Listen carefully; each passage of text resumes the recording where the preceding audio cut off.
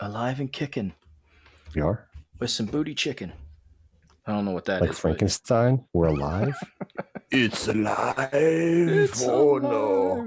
alive. Alive. It's alive. All right, we've already lost our minds on this episode. All right, we're getting carried away with some Halloween shit. Yeah, we got a while before Halloween. Welcome everyone. It's another Welcome everyone to another fun-filled episode of the Four Guys Roundtable Show. Got Coach Jeremy and Darth Pat with us. Mr. AJ Nitro is MIA. No, I'm only kidding. He's off doing some other things this evening.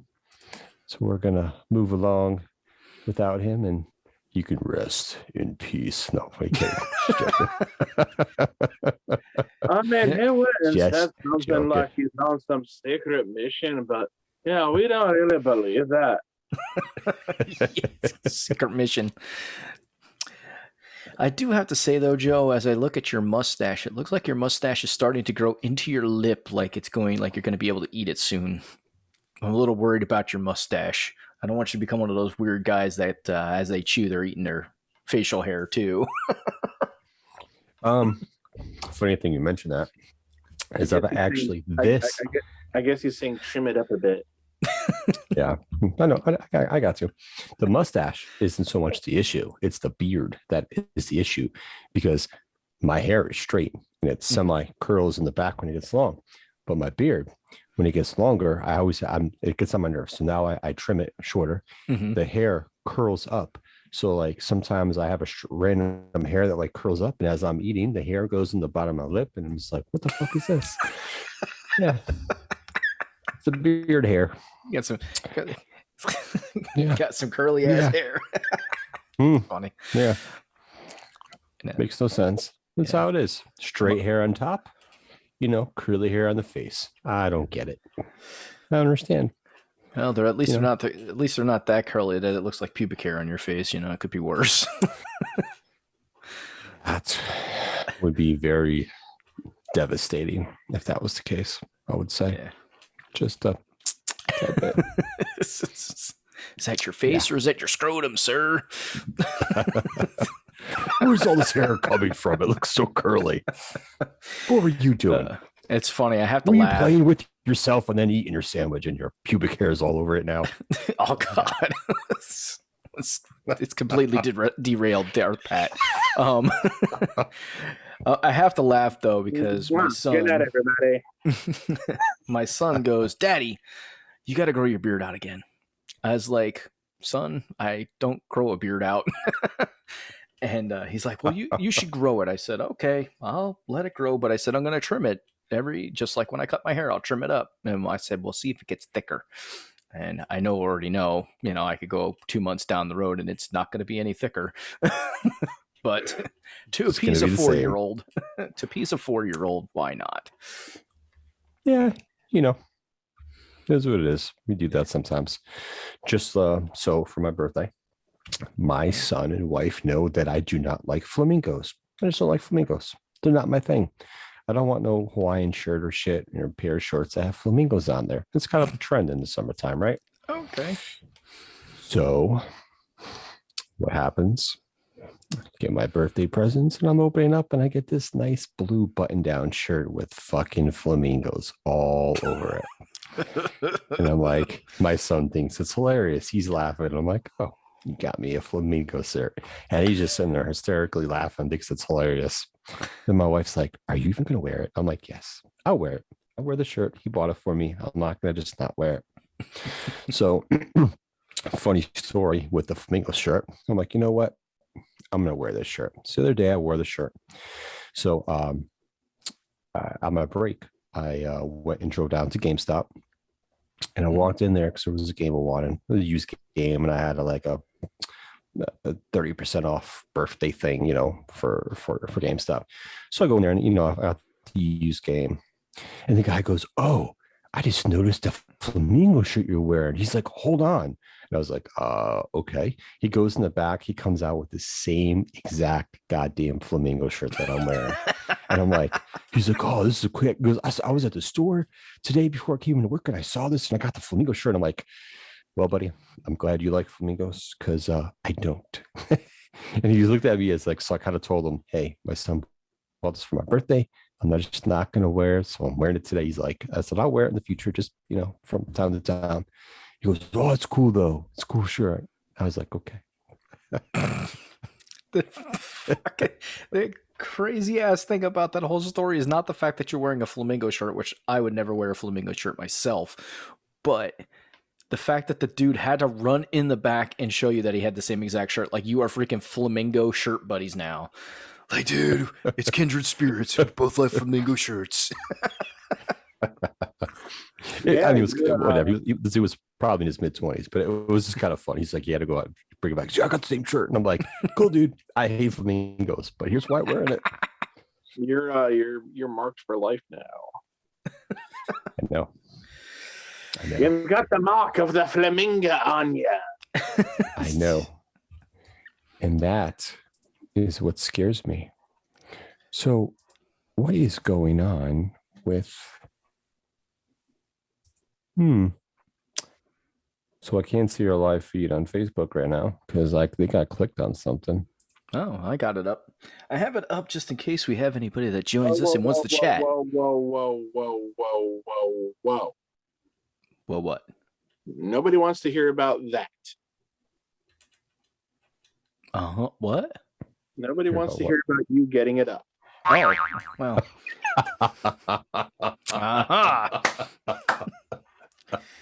Well, they might if they knew. Pat with the slide right into the DM with that comment. Before. Oh, this is true. We'll not do like I've listened to. I don't know if you guys ever listened to Jay and Silent Bob Get Old. It's a podcast that they were doing, not as their characters. It was just the name of the show, but it was Jay Muse and Kevin Smith, and they always did this segment. They're like, before we get clean, we're gonna get dirty, and it was always like a Jason Mewes like drug sex story, and then he kind of phased out those because he kind of, I think, went through them all and then started talking about him and his wife's sexcapades, which she was okay because she was actually like their manager and like set up all the shows and shit like that. So but I didn't know where you're going. It was like he said she was okay. Yeah. But yeah, it's interesting. Like that dude, Jason Mewes. I mean, I remember him like I remember that being a headline, like when they were after Jay and Silent Bob came out and Clerks and all that stuff, and that he was, had drug problems, but I didn't realize how bad it was for how long it was that he was having such problems. Like he's been clean for a really long time now, but he was like freaking pretty bad, like that stereotypical like crackhead like that you would see in a movie, like I suck your dick for, he was kind of on that level at points and times in his life. Sounds like some old 80s stuff there. Yeah.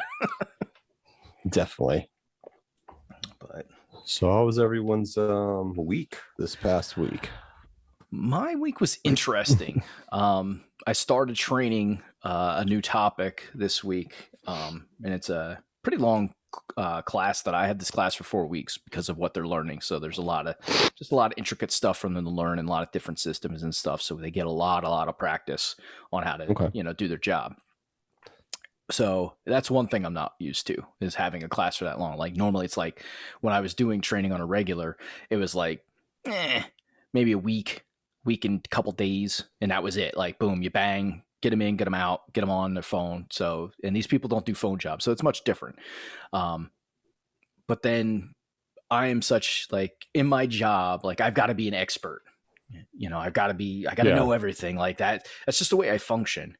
And it was really throwing me for a freaking loop because I never did this job. The only thing I had to go off was sitting in on other trainings, listen to how the other person trained it, getting, reading through information and this and that, and educating myself as much as I can. And that is not like who I am.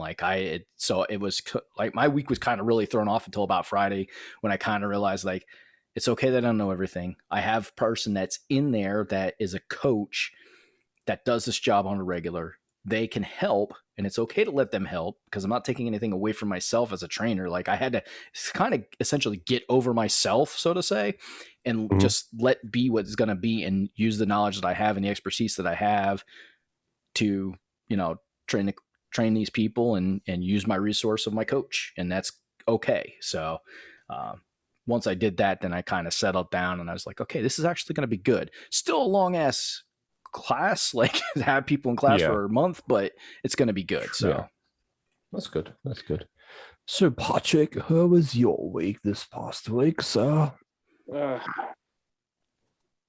Been working on this. I think I probably mentioned it before, but just this one job, which has just been, never ending with finishing it.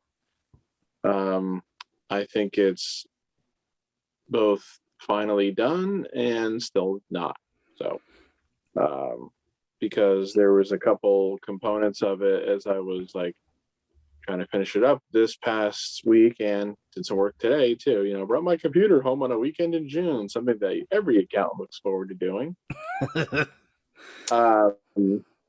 Just a couple little components where I'm still like not quite sure what exactly they're asking for, or not really sure if these apply to this particular entity, or I don't know how to do that because I've never done that before. So, we'll see where we'll see where that leads come tomorrow. I mean, hopefully that we could just kind of come to an easy resolution on those, but we'll see. The big problem is that we're going to be peer reviewed this year, and that's always fun. Yeah, fun. I remember how psychotic it was the last time we were peer reviewed. But I don't remember if that was 2 years ago now or 3. But for just to try to make this not so boring, it's accountants have to have their work reviewed too to make sure that you're doing the work the way that you're supposed to be doing, especially when it comes to things like audits and reviews, when you're giving potential like financiers and banks and shit like that levels of assurance, as it's called in the accounting world, that the numbers you're presenting on financial statements are accurate. I don't know if anybody would be old enough to remember, but like when the Enron shit happened way back when, yes, that helped take down one of what was at the time called one of the big 5 accounting firms, which was Arthur Andersen. That entire firm basically collapsed as a result of the Enron scandal, because they were basically found to have more or less knowingly knew that Enron's numbers were bullshit, but they were passing them as accurate. So now it's only the big 4 accounting firms. But for a small accounting firm like us, like if we were to be ruled to have not done our work properly, and they would like the governing bodies were to say like you can't do these types of jobs anymore, that would be pretty fucking devastating. So the shit's got to be done right or accurately as possible. So that's what the paranoia is coming from it. But that's about all I want to say about that, because I don't really like it's nothing I enjoy talking about outside of work, and it's been so damn stressful as it is. I just want it to be over with, so I don't have to think about it anymore. I can just get back to doing normal stuff and get back to studying. So yeah. So I have a fun little story. So my lawnmower still is not fucking working right. Change the spark plug, change the air filter, fresh gas in it, and this fucking thing don't want to stay started. I'm like, son of a bitch. And I don't want to pay to have somebody fucking fix it, because I might as well just get a brand new one if I'm going to pay somebody to fix it, because it's not going to be cheap. So that was going to be my question. How old is it? It's only a couple years old. My problem is like the cover ripped for it. So once the cover ripped for it, now it's just been exposed to the elements, because I don't have a shed. So I kind of fucked myself with that. Just a little bit. So, but it's still something I can complain about, because it still pisses me off, because I want to be able to mow my lawn. And I don't want to buy a new mower, and I don't want to continue to borrow my neighbors. So it's just just a cut. Yeah, little old school. With the long blades and just cut your grass that way. You know what? Just use a weed whacker. I did. I had to finish my yard with a weed whacker this week. So that was, at least it was only a small portion of my yard, but I almost thought about getting one of those ones that has the blades, like the multiple blades, and just like because they make them that you can adjust them now the height that you want, instead of just like one freaking height for your. But then I'm like, it's crazy. Do I really want to do that? Just so crazy they make them. Yeah. Yeah. That's funny. So Yeah. So, So eh, what do we got? Yeah, What- we've run into issues like that in recent years. Like, we had like our tractor, our riding mower, because we have a huge lawn, and it broke down, and my dad just got tired of sitting with it, and in his head, it was like not worth fixing, not worth Mhm. buying a new one, because they were anticipating, moving out sooner than later, and this was even a couple years ago. So still sitting in the garage, as far as I know, it does not work, or if it works, it doesn't work very well. So we have people come and cut the lawn now, which I think is much better, quite frankly. And we still have like the push mower as well, because we had that for the areas where the tractor really couldn't get to, around like the house foundation and underneath trees and stuff. And that always used to be my job. We had to get a new one of those a few years ago, because the one that we had finally died. The one that we had previously that had died was older than me. wow.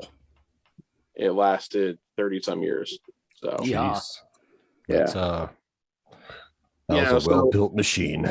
yeah, so that's just it. It's like when you hear people say shit like, "Oh, I don't build them like I used to." Well, yeah, there are actually examples of that. I mean, and shit, the vacuum cleaner my parents use, if it's not older than me, it's not much younger than me, and they don't make vacuum cleaners like this anymore. I can tell you that. It's one of those ones that makes a huge noise when you turn it on, and it's got one of the old-fashioned huge ass bags and everything. So, Nice. and Is it a Eureka? no, it's actually, I don't even remember I can't remember the brand right now. It's not Eureka, it's not Hoover or anything like that, but it's like in my head. I just can't think of it right now. But yeah, it's one of the things where like there's been a couple times where like it's broken down and my dad's had to get a new part, and I think he said the place where he got parts for it went out of business or closed up. So he's Damn. like terrified that if someone breaks on it again, and it's like, well, that'll be the end of it, and they'll have to they'll be forced to get some new ones. So just Yeah. it's kind of amazing the way some things do last and the way other things don't. That is true. Very much so. So Very much so. So we get into the meat and potatoes of this fucking thing we call a podcast now. I mean, are we going to a smorgasbord or what? I thought we already were. What are you trying to tell me? We were only in the hors d'oeuvre. That's right. We were giving him a sample, little hors d'oeuvre samples. You were in the appetizer? pre-show. They were giving us the little bacon wrapped scallops. Mm. Yes, love bacon wrapped scallops. Mm. Lord. So did you guys hear about the 12-team playoff format for the NCAA football? No, I did not. And no, in the sense of I saw stuff about it, but I didn't really have time to kind of deep dive into it. I saw a few things where We can do that. So if you know the details, feel free to share them. Well, let me bring that up. Let me So we got some interesting. I for one like it. I think it's time to expand from the 4-team. Even it doesn't matter. You can go to 6, 8, 10, 12. There's going to be some type of pushback. I mean, I will just to kind of interrupt real quick. I'm sorry. I am surprised that the first time that they're kind of seriously going to talk about expanding it, that they're already talking about going to 12. I figured they would start with 2. So, I mean, I'm all for it. Really, I really am. If you're an expanded playoff, I guess I'm just surprised that they decided, well, why double it when you can triple it? So. Yeah. So I mean, so your team's athletic director was part of it. I think the athletic director from Mountain West, one of the Mountain West conferences, was part of it. Yeah, it was a few of the conferences, and because Notre Dame is still treated like their independent status is like the biggest thing in the world of college football. So it was 4 people. The Notre Dame AD gets to be on that too, which I don't quite understand. So there was a Notre Dame athletic director, Mountain West Commissioner Greg Thompson, Big 12 Commissioner Bob Bowlesby. I probably butchered his name. Sorry, buddy. And SEC Commissioner Greg Sankey. So it was specific for people. Direct. So it's a 12-team format. Mm-hmm. It includes the 6 highest ranked conference champions and 6 at-large spots. Right. So it makes up your 12. The 4 highest ranked conference champions would receive a first round bye. Okay. Teams 5 through 12 would play each other in the first round on the home field of the higher ranked team, which makes sense. So, and what they want to do is the first round is going to be played in between, like there's a 2-week gap, I believe it is, they were talking about. That the first round will be played. The quarterfinals and the semifinals will be played in the bowl games, with the quarterfinals scheduled for January 1st or January 2nd if New Year's Day falls on a Sunday. And then the championship game, of course, would be, the 6th, 7th, whatever date that is. Interesting. The playoff bracket is recommended to follow the rankings. No modifications are expected to avoid rematches, and the bracket would remain in effect throughout the playoff. So what it means is kind of like, they don't care if, I'm just going to use the example, my Florida State team. So they don't care if Florida State and Clemson already played each other during the season. It doesn't matter who beat who. At the end of the season, if the 1 through 12, and they're not whatever, and they end up facing each other in the first round, neither one of them gets a bye, and they face each other in the first round, it is what it is. They're not going to like, whoa, these guys played, so it's it's not going to be then. It's just going to be straight up, this is what's going to happen. So teams, but on the downside, I mean, not so much the downside. It kind of is. Let me rephrase that. So since Notre Dame is an independent school in football, they're not eligible for a first round bye because they're not in a conference. Right. They so can't win a conference championship. Yes. So unless they put themselves in a conference, they'll never be able to get a first round bye. So they'll always even if they were like ranked number 1, they couldn't get a bye. Correct. Ain't that crazy? And your AD approved that, just so you know. So yeah. I mean, it just sounds like kind of a dumb thing to agree to. I think you're going to find Notre Dame go into a conference probably pretty quickly so they can possibly get a bye if they're. It certainly sounds like that. And I mean, look, the reason why Notre Dame did this like kind of quasi ACC membership in the first place was recruiting and in its purpose, really, if you ask me, because for years everybody was like, why don't they join the Big Ten? Why don't they join the Big Ten? They should be in the Big Ten. And it's like, yeah, all right. It seems like where the best athletes seem to come from anymore is really kind of more the southeastern part of the country, and, that kind of thing. And now with like Texas A&M being in the SEC, the SEC bubble does extend to Texas and everything.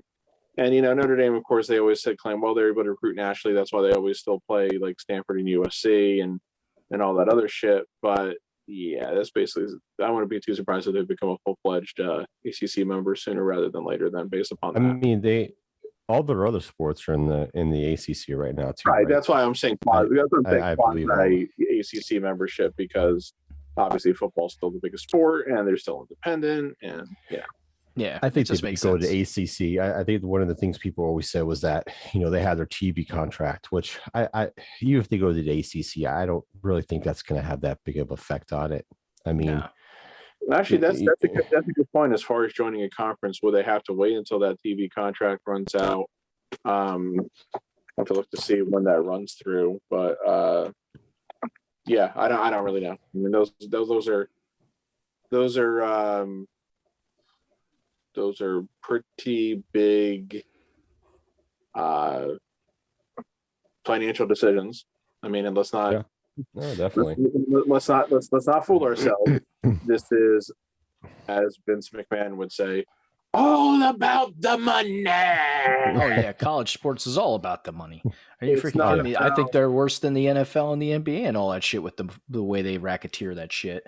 Well, then you use the right word there, racket, because because the players don't get compensated, and everybody can say, well, they're getting free scholarships and all this and that, and like I think we've discussed this before, but this is something where my opinion has changed. I used to be like, oh no, they're getting paid, they're getting the scholarship, they're getting this free education. What they do with it is up to them and everything. But as we've seen from some of these academic scandals that have happened at some schools too, are they really getting an education? Like North Carolina one as an example. So yeah, it's a complete racket because these kids don't get any kind of compensation, and they're risking their livelihoods, and their health and their well-being, especially when you play football. We know what serious, severe injuries you can suffer with and everything. But well, and the way those scholarships are written, just to interject with that, the way those scholarships are written, if they get injured and cannot play anymore, they no longer have a scholarship. It's gone. Now they're paying for school if they can even pay for it. Yeah. Notre Dame's current contract with NBC runs through the 2025 season. So wow. Do they broadcast every single game every single week?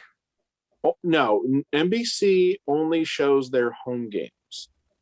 Their road. So technically, their road games are on whatever channel picks them up. I mean, it's typically ABC, so but it could also be Fox, since Fox is broadcasting. That would be fine for them. So if they're only picking up the home games, that means they could still keep their contract with them, and all their road games would probably be picked up by the ACC network.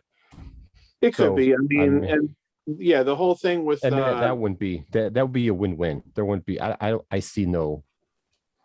Losing in regards to that, and they could come to some sort of an agreement too, while like the contract still exists, because like for last season, now of course last season was a big asterisk in a lot of ways, especially in terms of the way that revenue went, because like most places didn't have full capacity fans or fans at all. But Notre Dame joined the ACC for last year, and supposedly the whole thing was that they were going to share their home game revenue, which is supposedly worth $15 million a year, with the conference. So if they were able to do that for last year, I'm sure they could theoretically do it again for whatever years are remaining under the contract if they decide, okay, they're going to go to this expanded playoff, so we need to fully join the conference. Yeah. So they did. So with this, some people have been talking about the bowl games, and it might take a hit on the bowl games because you're adding so many teams, and some of those teams might be at certain at-large bowl games. Here's the thing. I think the bowl season, it needs to be tweaked for the most part. Yeah, these schools are getting paid extra for being invited to bowl games, but there's so many of them. And there's other teams that you can put into these bowl games. Once you figure out who the top 12 are, what's going on with that, you could look to see, okay, so just to say the ACC only has 2 teams in the top 12. There's going to be some other teams that have winning records in the ACC. You'll be able to take those teams and invite them to bowl games, things of that nature. I don't think it'll be that. I think people might be overreacting a little bit to that. I don't think it's going to be that big of an issue per se in regards to bowl games. I think it's interesting because, the other, whatever they want to call Division II anymore, they play a 16-team playoff system. And it's pretty much based off, the higher seed hosts that playoff game. And they've been I don't even know how long they've been doing it, but they've been doing it for years, and it's been pretty successful. And you got to think about it. People always complain about travel. Oh, it costs so much. Well, you know what? These schools don't make a lot of money like the big time schools, but yet they're traveling to other locations for the playoffs.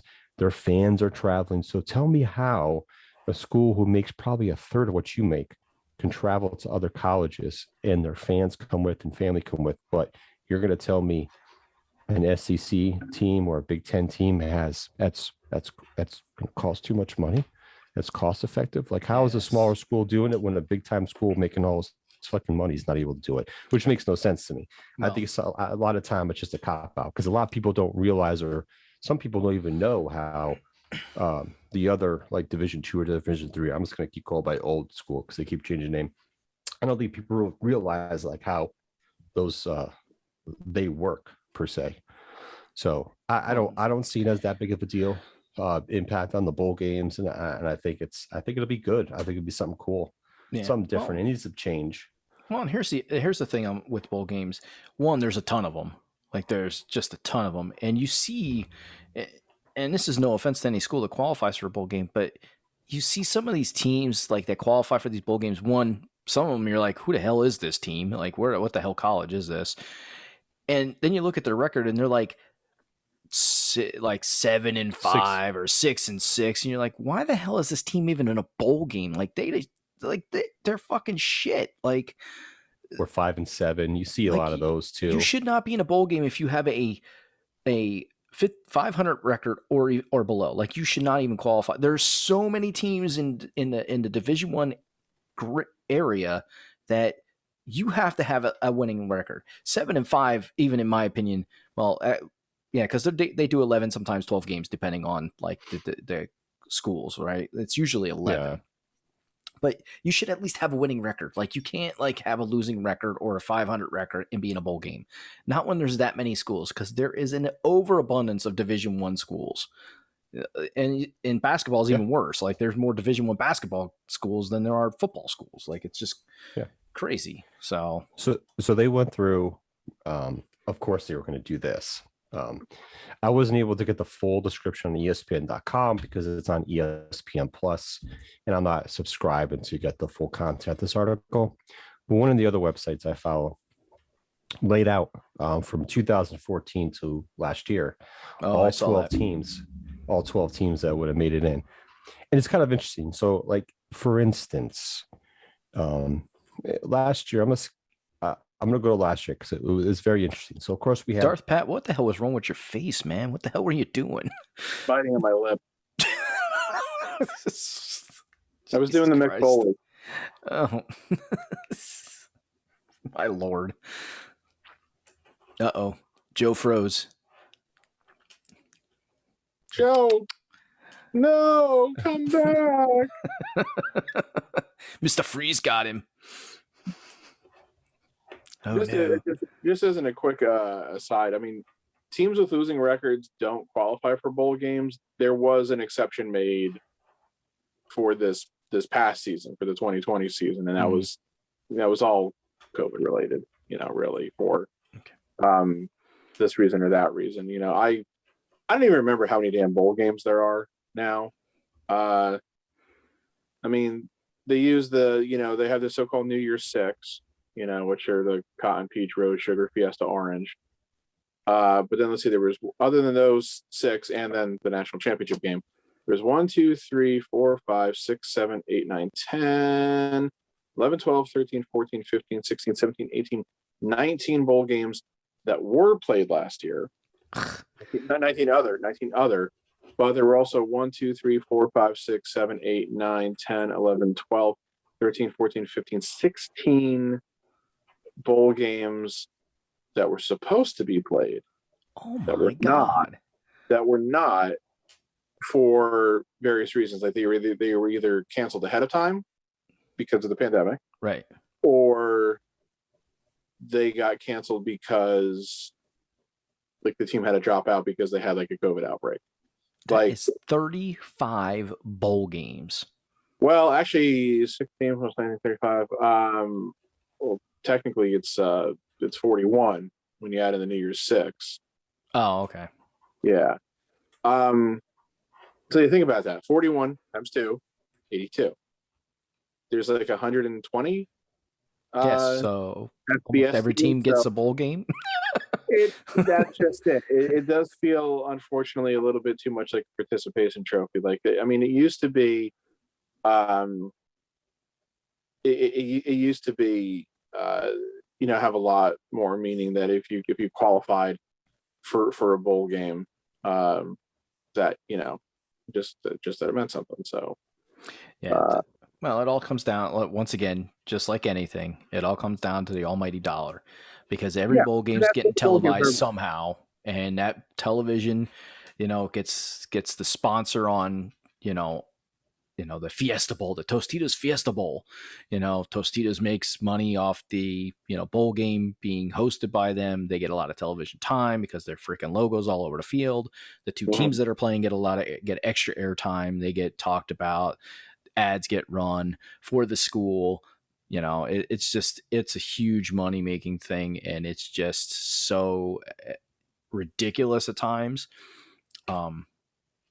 And I'm interested to see what happens, because I think California passed a law that schools now have to pay student athletes. I don't know if it's all student athletes or if it's only certain ones under certain criteria, but I did hear about that, and the fact that California did pass that law. So it'll be interesting. I don't know exactly what's going on. I know that some states are pushing to pass laws like that. And I know that the NCAA has at least expressed a willingness to agree to some kind of compensation system, whether it's just like, if they use your likeness, you can profit off of it. That was the thing that ended like the NCAA football video game franchise. Was that that was like the Ed O'Bannon lawsuit. Ed O'Bannon was the guy who played basketball for UCLA in the mid-90s. He was on their 1995 championship team. He was the guy who kind of spearheaded the lawsuit from an edition of the NCAA basketball game from years later that was using historical teams and more or less the players' likenesses. Right. I don't know if they used their names. Like, I don't know if it said, hey, this is Ed O'Bannon, this is Tyus Edney, whoever the hell else was on that UCLA team, and obviously all the other teams and everything. But they weren't, even if they were using their names, or even if they weren't using their names, it was like that player, it looked like that player, it was that player's number and everything like that.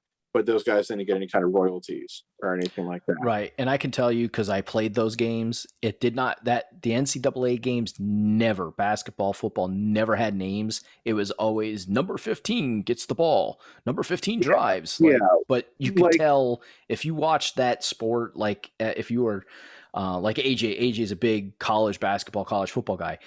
You could take a look at those, the even though they were really grainy at the time, you could tell that was the likeness of that person. Like, they definitely rendered the video like that. Yeah, like the college football game that I had for the PS2. I know I'm dating myself so horribly here, but I still play this game occasionally. I still seriously go back and play this game occasionally. I was playing it a lot over like the last couple months of last year and the first couple months of this year. But it was NCAA football 2003, which was, meaning it was the game that came out in 2002.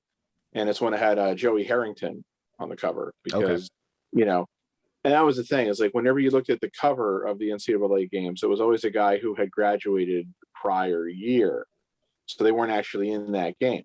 The reason for that, of course, is that, college athletes can't be compensated and everything. So they couldn't use, the guy on the cover while he was still in college.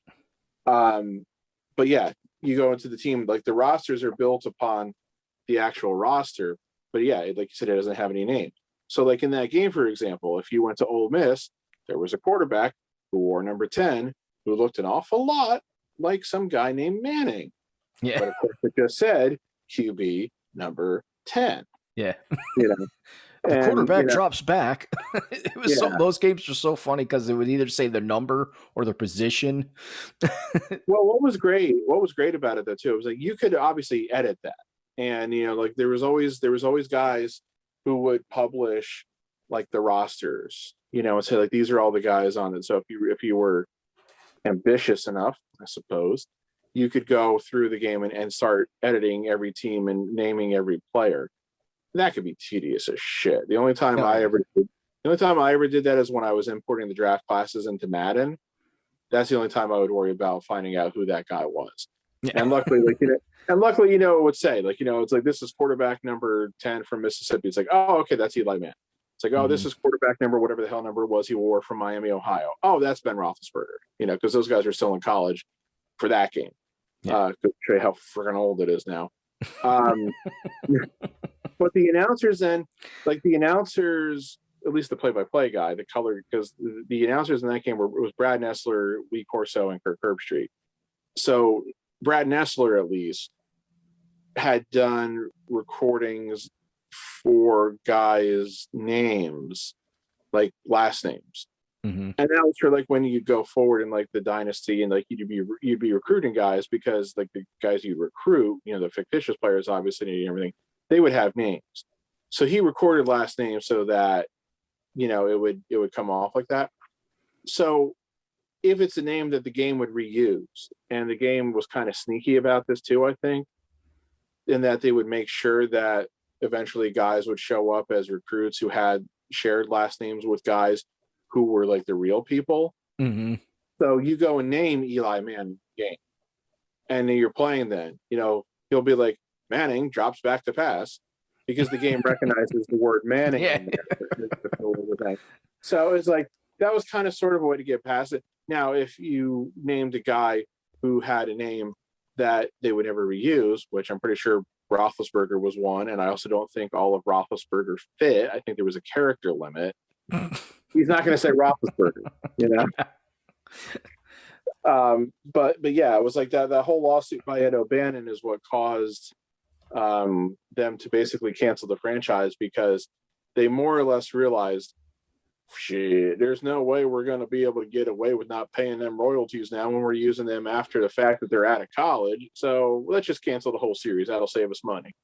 Yeah. Like they figured it wasn't worth it, whatever they'd have to pay. So, but now what I've heard is that with the potential for some of those laws with athletes getting compensated passing, Mm-hmm. I've heard that once that kind of stuff gets squared away, they may actually bring those games back. That'd be cool. A lot of people I used to, when I was bored with the football, like with the NFL ones, I would go and play the college ones. It wasn't as fun because, they didn't have the names and stuff like that, but I like to be able to play Penn State's, supposed like formations and stuff like that, even though they were essentially the copies of the NFL programming, but it was always fun.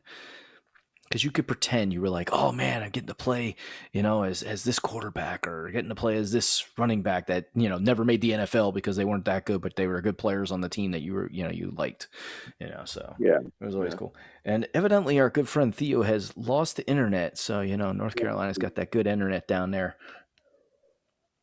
Yes. He went to the third world, the South. No, but I just pulled up the 2021-22 bowl game schedule, and yes, not counting the national championship game, which I don't, because it's not a bowl game really anymore. Well, not only that, but it's two teams that have already played in a bowl game. Yeah. There are once again 41 bowl games on the schedule for this college football season. Again, you got your New Year's Six, which December 30th is the Peach Bowl in Atlanta. December 31st is the semifinal games, which this year are the Cotton Bowl in, Arlington, when you had the Cowboy Stadium, and the Orange Bowl in Miami.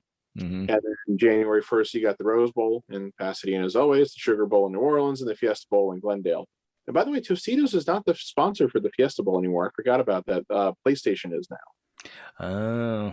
I don't know when Tostitos stopped being the sponsor, but I remember think it was only a year or two ago. But that's also kind of the fun thing about the college bowl games, is when the sponsors change, because you get used to calling it, the Tostitos Fiesta Bowl. All of a sudden, Tostitos isn't the sponsor now. God damn it! Now I got to memorize who the sponsor is. Yeah, and that it doesn't roll off the tongue. The PlayStation Fiesta Bowl, like that does. I'm sorry, Tostitos Fiesta. It makes sense. Yeah, like I got so used to it being the Nokia Sugar Bowl. Now I think it's the Allstate Sugar Bowl. Stuff like that. So, but here's the rest of the bowl game schedule. December 17th, the Bahamas Bowl in the Bahamas. Hey, I'll go to the Bahamas to play a bowl game. And the Cure Bowl in Orlando. December 18th, the Boca Raton Bowl in Boca Raton. The New Mexico Bowl in Albuquerque. The Independence Bowl, which is an old one, in Shreveport, Louisiana. The Lending Tree Bowl in Mobile, Alabama. The LA Bowl in Inglewood, Jumping Jack California. flashes back. Oh my God, he's back. Yeah, you could stop going through that list because I'm going to shoot myself in the eyeball soon with the names. Just put it this way: there's a ton of games. Let me just hear: 17th, 18th, 20th, 21st, 22nd, 23rd, 24th, 25th. Not the 26th because that's a Sunday. 27th, 28th, 29th, 30th, 31st, 1st, and then January 4th. So basically, though, if you're that committed to college football, from December 17th through January 4th, with the exception of the days then when the NFL is playing, you can literally watch a bowl game every friggin' day. Yes, And in most cases, multiple. Yeah, and let's be perfectly honest. If the bowl games that really matter are the ones closest to the end of the year, usually December 30th, 31st, and then the ones right after the new year. Those are the ones that actually really matter. Of course, like the New Year's Six, of course, is the biggest prestige games. But beyond that, like your most classic bowls are like, the Outback and Citrus, which are still on January 1st. The Gator Bowl still been a long-standing one. That's on December 31st. So same with the Sun Bowl. Some other ones that have been around for a while are like the Holiday Bowl. That's usually played, in between Christmas and New Year's. The Liberty Bowl's been around for a while. That's scheduled for the 28th this year. That kind of thing. But yeah, as the bowl season starts, it's typically games between the non-Power 5 conferences or like the 7th or 8th place teams from the power conferences. And then as bowl season drags on, you get the better teams from the better conferences and the better games. Yeah. Yeah. Oh yeah. So we were just talking bowls and how many teams get to play in bowl games, and we got it to 82 out of 120 some teams get to play in a bowl game. So it's it's very prestigious. 41 bowl games on the schedule for this year. There was 41 bowl games on the schedule for last year, but about 15 of those got canceled. So since I legit lost internet, and I guess there's like a random service issue with Spectrum in this area, all my settings are all jacked up now.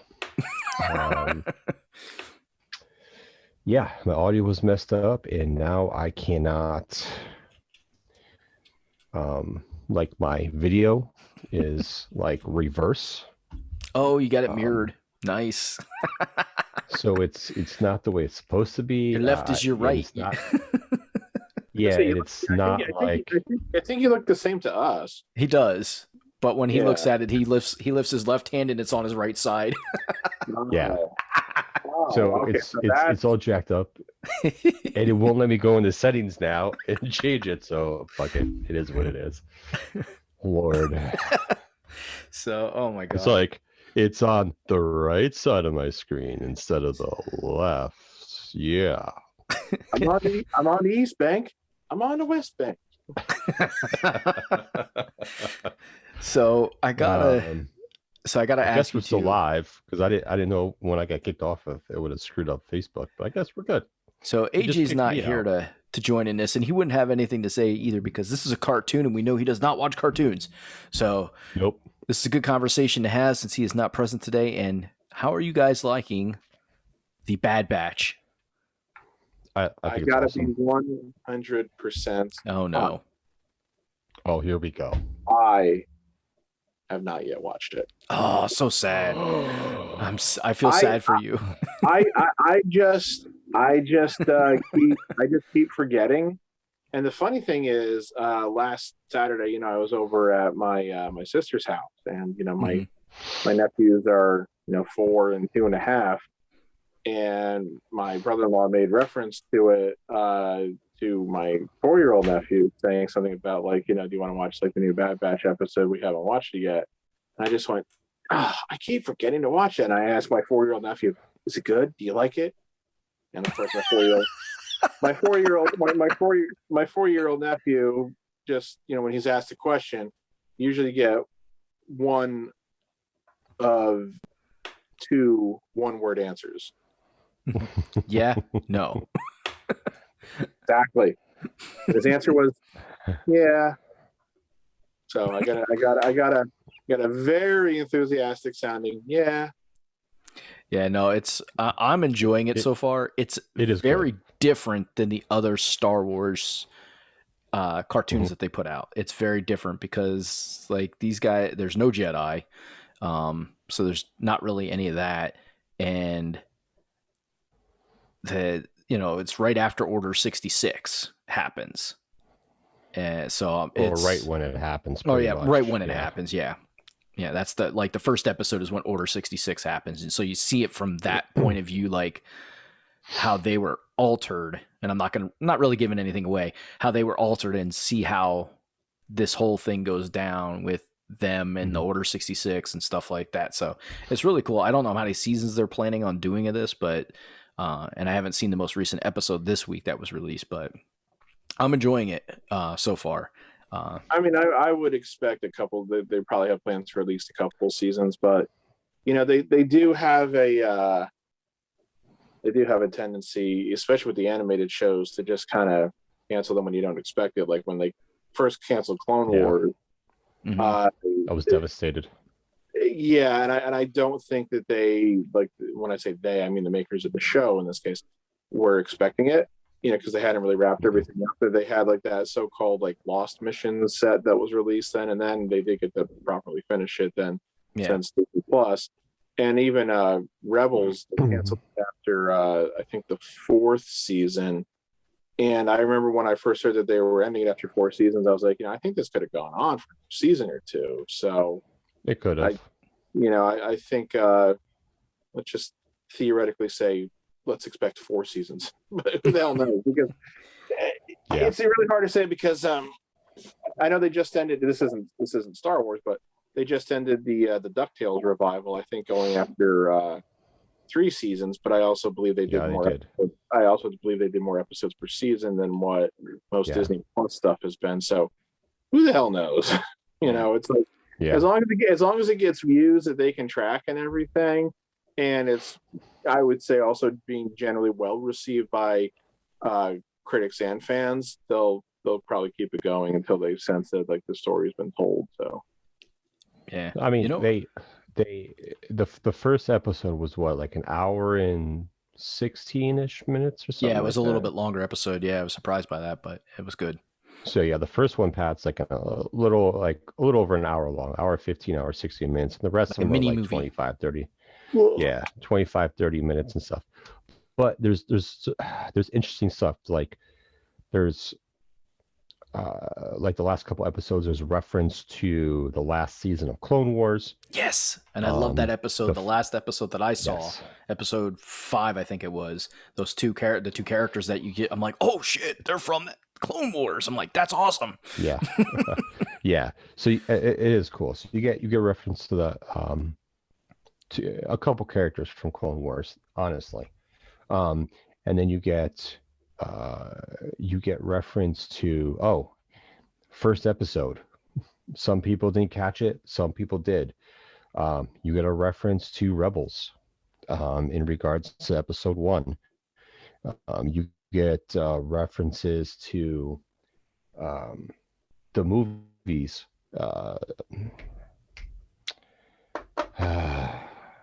A Star Wars story, the one where they tried when they're going for the Death Star. Oh, the Death Star plans. Yeah, there's Rowan. So there's reference to that. Specific people that were in that movie. More or less the outlier, the rebel of that movie. Well, yeah, and you get to see a very young what's his name? He was in he was in Rogue One too. Why can't I think he was played by goodness gracious, why can't I think of this dude's name? He's talking about Saul Guerrero, who was Saul Guerrero. Yeah. You see a very young Saul Guerrero in this one because of when it starts. Yeah, I mean he was in Rogue One, of course, and then he was also used in Rebels, and I think that's pretty he was in Clone Wars too, but I may be conflating that with Rebels. I think so. Yeah, I mean there's small things here and there. You kind of get to see how the Empire starts changing their mind about using clones and wanting to recruit people. You see he gets put in charge of that. you get introduced to this new character, Omega, and it's still like how many? Isn't it 7 episodes in now, or is it 6? I I just think caught. it might be 7. I might have missed 2 episodes at this time. I'd have to go Yeah, back and because check. because me and my son just watched 2 in a row because I know we were behind on one. I think it's episode 7, but there's just small references, here and there about certain things, and it's kind of like the Omega character is the biggest one because it's like what's the deal with Omega? Yeah, what's her Like power? What's her that's thing? yeah, it's just kind of weird. Like she's just there, but like what's the real story? There So have been I mean, 7. There have been 7 episodes so far. Yeah. So I'm up yeah, to okay. episodes. I should be up to episode 6, so I just haven't seen number 7 yet. Yeah. So it's I don't really think there's been an episode like you have those like 1 or 2 where it's kind of like a semi filler. I really don't feel like there's been any fillers in this season. Every episode to me has like a specific meaning, either small or big, as far as like the storyline's concerned. So I didn't read how many episodes this season's supposed to be either. I didn't I haven't I have looked. no idea. But so far though, Pat, I mean it's good. It's definitely good. I know last episode when the people that are referencing the 2 people are referencing the last season of Clone Wars, they saw somebody in a brown cape, and people thought, or assuming it was Ahsoka. It's not a spoiler, but it's not. It's somebody else, but it's a good somebody else. So it's kind of cool. It's definitely cool. So you kind of see like, oh, so he's working with these 2. So it's just kind of it's interesting. It's fun. It's a fun watch so far. It's good. Yeah, no. I'm just kind of seeing where it's going to lead. I just saw a couple interesting things, just like looking at the cast list and everything here on Wikipedia. So that's interesting right there, and kind of cool that they got Ian McDiarmid to come back and do the voice of the Emperor again.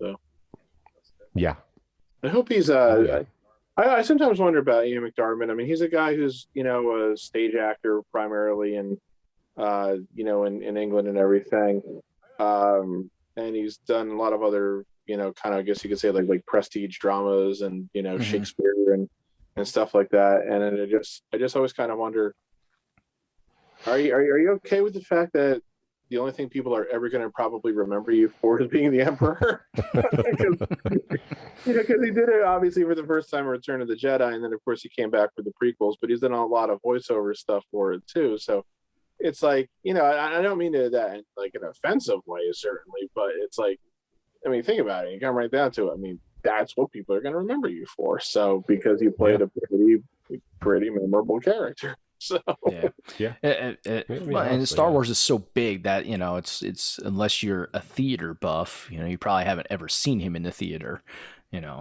where vice versa, you could be a theater buff and don't know anything about Star Wars. So yeah, well, I mean, and the reason I asked that is because I don't know if you guys ever heard this story, but Alec Guinness, was thoroughly bemused by Star Wars and everything, and that's because he had been an actor for so many years before Star Wars. He did a lot of Shakespeare. He did a lot of stage acting, but he also did a lot of, kind of like, I guess you could almost say like high class stuff. And I mean, that's one of the main reasons why Lucas wanted him for the original Star Wars, was to bring some gravitas, to it and everything. But there's a story. I don't know if it's true because it's one of those ones that it sounds true, but it's also sounding like, well, it just makes too much sense, that a young boy came up to him and asked him for his autograph and said something to the effect that he had seen Star Wars 100 times or something like that. And Guinness supposedly said that he would gladly sign the autograph if the kid promised to never watch Star Wars again. That sounds. Wow. If it's not true, it's a really funny story. Right, which is probably why if it's not true, it's lasted and everything. But he did really express his dismay that people only seem to remember him for being Obi-Wan and everything, because he didn't really think a lot of it in the end and everything, which I personally find unfortunate. And it's like, since I'm a movie buff, I certainly would not remember him solely for Star Wars because he gave so many other great performances in his career. But Yeah. it's like, dude, when you're in a movie that's that big and that successful, or becomes that big and that successful and becomes this big franchise and everything, you just kind of got to understand that that's what people are going to remember you for. Well, yeah. It's just the way it is. It's just like Vin Gotta roll Diesel. with it Think about it. sometimes. Vin Diesel's done a bunch of other movies. Now, I'm not going to say that he's like the greatest actor that ever lived by any means, but who's Vin Diesel going to be remembered for? What role? Yeah. I will always His Fast and remember, Furious role. I will always remember him for Saving Private Ryan. I mean, yes, he was in that, and that was probably And his that was first role.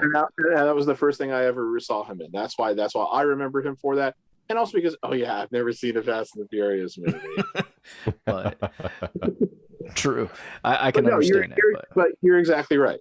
That that's always going to be like the first thing, like on his Wikipedia page. The main star of those highly successful Fast and the Furious franchise. Yeah. He's been And he's seems been fine in a with lot that, of Yeah, I don't think he cares. I think he's totally fine with that. I mean, he's been in other random movies and stuff like that. He did the Riddick There's movie, nothing. Pitch Black, and that, and he did the Triple X movie, and I think he came back for the second sequel. I don't remember, Yeah, or but something like that. I He also just recently did that Bloodshot movie. So yeah, there's two kind of interesting things also for me with Vin Diesel. One is that kind of early on in his career, I think it might have been after the first Fast and the Furious was a hit and after the first Triple X was a hit.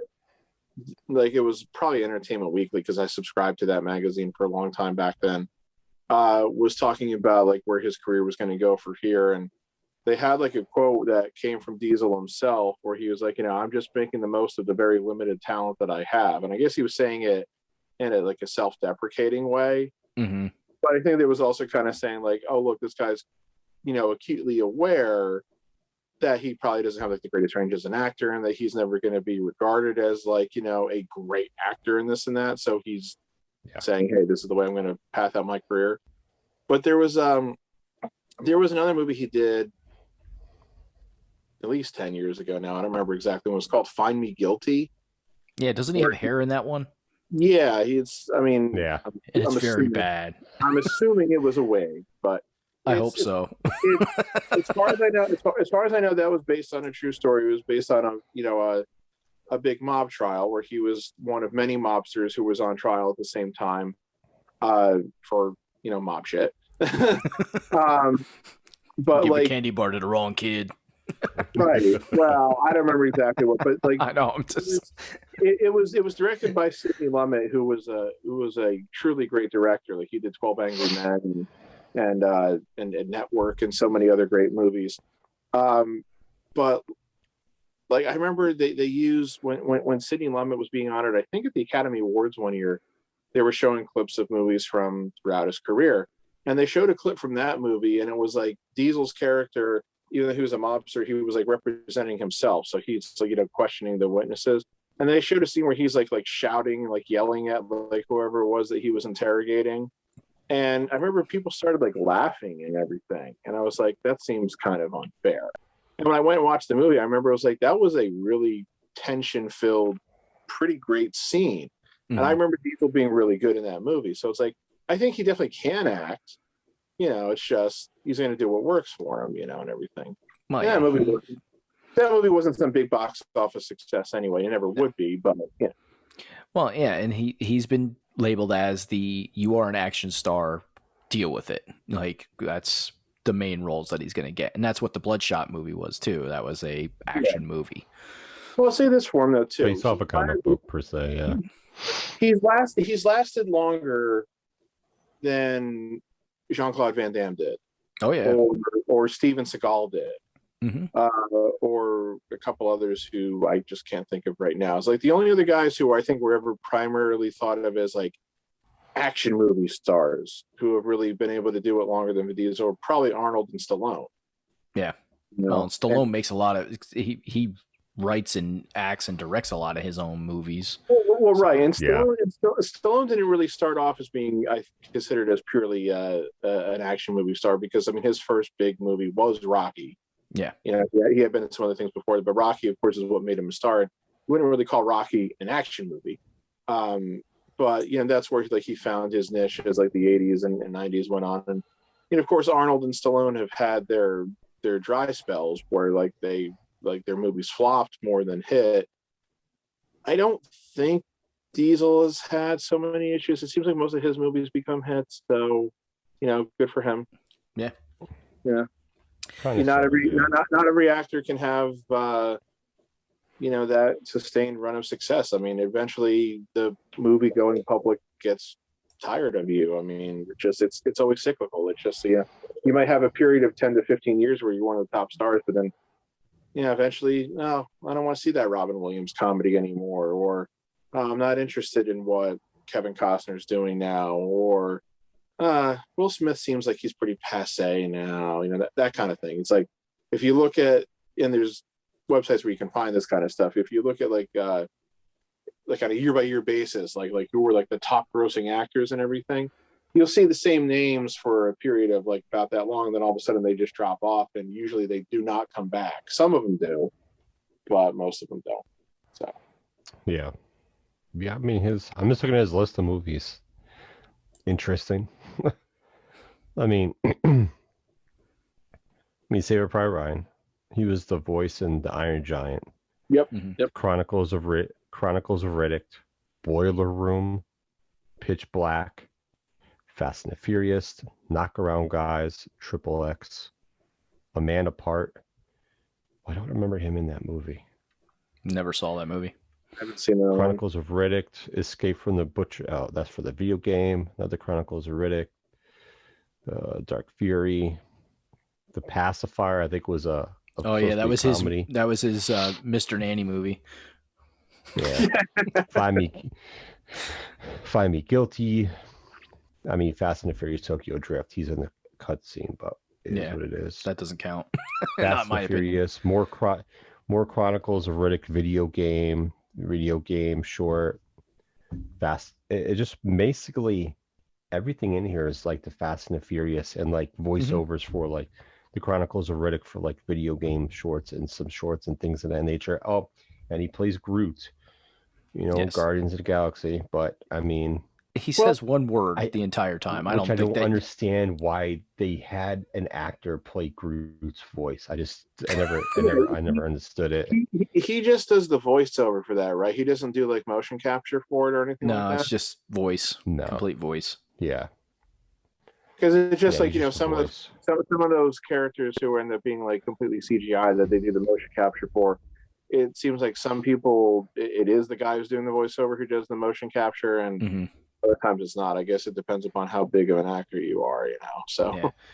if Vin's not doing the motion capture if Vin's not doing the motion capture for Groot, I'm just assuming that Bradley Cooper also does not do any kind of motion capture for Rocket. So I'm guessing not, considering No. that's well, yeah, obviously it's not the same fight or anything, but it's still about it's more about just like the motions and everything. But I guess they still have to squish that down. So yeah, I guess I don't know if that would work. And with Vin Diesel, they'll be like, movie. okay, we want you to act like a walking tree. How do I do that? You think that's a challenge for me? So this movie, A Man Apart, is actually with Vin Diesel. I was thinking of another movie with Denzel, which has a similar name, but it's not it. I was like, I don't remember him in that movie, but I remember this movie now too. Yeah. Okay. All right. So I want to jump into some more sports talk here. And because I saw a tweet, which I had to laugh at, which kind of made me think about the NBA playoffs. Yes. So I want to share this with you guys because this was pretty funny. Speaking of the NBA playoffs, I just had a notification come across my phone that said that Jokic was ejected. Who was? Ooh. The MVP, Nikola Jokic of Denver. Okay. Because ejected. Yeah, that's that's rare. If Denver loses tonight, then that's that series. Phoenix wins. So Like, yes, it's a good job I getting think yourself Phoenix is going to win ejected. anyway. But so this happened 5 years ago. oh, ball is life. I follow these guys. The stuff on here is insane. Yes, I watch a lot of their videos on YouTube just to see how good some of these guys are. There are some Listen. guys, you could call them street ballers, whatever you want to call them, but they can really fucking play. I mean, they would never make it in the NBA, but when you're talking about just going out in the court and being able to dominate on any given court, they pretty much can do that, which is pretty crazy. Listen, one of the guys plays with 1.5 arms. Like he has his arm cut off at his elbow. And that boy can ball. And I'm just kind of like, and he can play defense with one arm. It just amazes me how quick he uses that. He uses his shortened arm to like get off shots. Like the dude, the one guy, I don't remember what his name is. The one white guy in there, I guess played college ball. Like I have to look up the stats because I'm curious to see what his stats were in college. I don't know what school he went to or whatnot, but the guys are good. Like it's hilarious the trash talking that goes on and all that stuff. But yeah, I follow these guys. They have some insane shit on here. Yeah, that was pretty funny the way that you said the one white guy. I don't know. Well, the funny thing is if you watch some of their videos, there's a lot of white guys that are playing and are fucking good, like real good. So the guys on here, the main 3 guys are 3 white guys, and if you watch enough of the videos, it's kind of like those 3 are the 3 main guys, and when they travel, they have other friends, so they like they pick up their friends here and here and there, and they come and play with them. And it's like they post things on social media because they want to see what the competition's like. And some of the trash talking is hilarious. There was one guy, this black guy on their team. He was like 6'8". He was a skinny dude. I swear to God, he was probably 200 pounds soaking wet. But the dude was just like these long arms and was just jumping all over the place. It reminded me of Kemp and Peyton. Because the one guy in the team that's really good ball handler, he was crossing people over, doing spin moves, and he did like a spin move to 3-point line, and I thought he was taking a shot, and he was like doing an alley-oop to this dude, and yeah, just it was Lob City. It was like, yeah, this is some dope shit. So I want to play this clip from a very long time ago with Draymond and the great Kyrie Irving. Crossover, got it! Oohs and ahs from the crowd, and the Cavs back up by 5. Yeah, he hurt his ankle tonight too. So this is great. He takes a little swing that misses after. Like right there, I don't care what happened. That's some fucking bullshit stepping over somebody. He did not need to step over him. I don't care what the fuck he said to him. He could have easily just stepped around him. Hey, you know what I was thinking when I was just watching that? Balls. Yeah, I know. And Draymond like tried to hit him in the balls. You could tell he like puts his arm up to try and slap him in the nuts, which is kind of funny. I know. He objected to James stepping over him. The conversation. And then they get rough. Bumping and shoving, and there's a double foul call by Danny Crawford. Double foul does not result in any free throws. Obviously, each player picks up a personal. Oh man, it's funny. But then, of course, you see Steph Curry just smoke freaking Kyrie Irving because he's a terrible defender, which is I find that very funny. Yeah. I would say I totally get why you'd be pissed off at that because, fuck you, Aaron Boone. Sorry, I just saw a quote he made after, as I was looking at some stuff in ESPN. I just saw a quote he made after their abysmal loss to the Phillies today. So anyway, yeah, I definitely understand why Draymond would be pissed off there because, like, that's like something that to see you step over or walk over your opponent like that, it's definitely a mark of disrespect. I mean, the one sport where that could, I guess, most easily happen would be boxing. Mm-hmm. And think about it. In boxing, obviously, you're trying to knock the other guy out, So the only time you would ever have to step over him is because you've just knocked him on his ass. So you knock him on his ass and you like walk over him for whatever reason. I mean, if you're doing it intentionally, Mhm. then obviously it's a complete sign of disrespect. I mean, if you like stumbled or like tripped over him or it was like incidental, then maybe it wasn't intentional. But it's still going to look like you're doing it disrespectfully. Yeah. And the same thing. I guess the only other sport where you can really see that happen would be be like say like football. Like one guy like puts like a big block or hit on somebody and then just like decides to step over them while they're still on the ground. Yeah, I see it a lot in football. Yeah, Get up and they taunt over them and they kind of step over them like the fuck off. Yeah, and you're kind of surprised that you don't see more like flags thrown and shit like that for that in football because I know they're trying to cut down on taunting of that kind. And it's like I think if you were to see somebody like step over another guy like that, they'd probably throw the damn flag now. But yeah, I don't really know why LeBron was doing that. I will say this: like, I don't have this anti-LeBron sentiment that you three guys seem to have. Well, mine's not as strong as Theo and AJ's, but I'm definitely not a huge fan either. Yeah, and I mean, and the reason I say that is I just never been like offended by him, I guess. I mean, I always felt like one of the main reasons AJ disliked him was because he played for Cleveland, which it's like, well, he didn't really have a choice in that. That's where he got drafted. I mean, and it's like you would think that I should have a grudge against LeBron because he never came to the Knicks. he took his talents to South Beach, not to Broadway. But I guess one of the reasons I've always liked and respected LeBron too is because he's always been willing to play in the Olympics and everything, where there was a lot of other guys over the years who kind of outright refused to. Like I always liked Tim Duncan, but after like that one experience, I think he just kind of hated the FIBA rules and everything, so he never played the Olympics again after that. So it's like, what's the matter, Tim? You got picked on a little bit. You were only able to win the bronze medal, and now you're not going to try to come back and win it again. That rubbed me the wrong way a little. So, it's like I'm not like jingoistic about stuff like that, but it's like, God damn it, I expect us to win the gold medal in basketball. So, yeah. Well, so I don't really have that anti-LeBron streak and everything, but what he did there, that's some bullshit. With some of the stuff that's been going on lately, my respect for him has been on the decline. I will freely admit that.